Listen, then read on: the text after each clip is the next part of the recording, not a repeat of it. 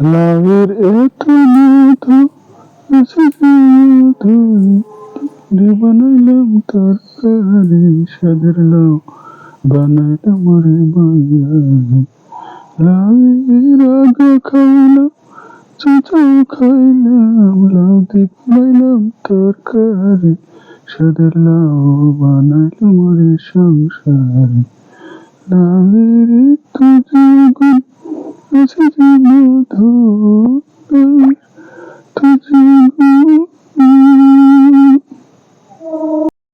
আজ বাজারে গিয়েছিলাম, একটা লাউয়ের দাম ৭০ টাকা। সুন্দর একটা ছোট্ট সাইজের লাউ নিয়ে আসলাম। এই লাউয়ের দাম দেখে তো হতবাক, এত দামের লাউ কোনোদিনই কেনা হয়নি। তাই লাউয়ের আর কোনো ছাড় নাই। লাউয়ের চোচাও ভাজি করা হবে, আলুর ডিম মতো ভাজি, আলু যেমন ভাজি করা হয় এমন ভাবেই ভাজি করা হবে, তাতে টাকাটা উসুল হবে।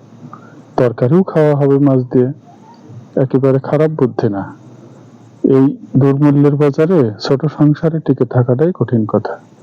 আমি ডাক্তার কনক আহমেদ আপনাদের মাঝে বিভিন্ন বিষয় নিয়ে আসব, নিজের ব্যক্তিগত রহস্যময় জীবন এবং সেই সাথে পারিপার্শ্বিক বিষয় নিয়েও শেয়ার করব আপনাদের মাঝে। আশা করি সাপোর্ট করবে।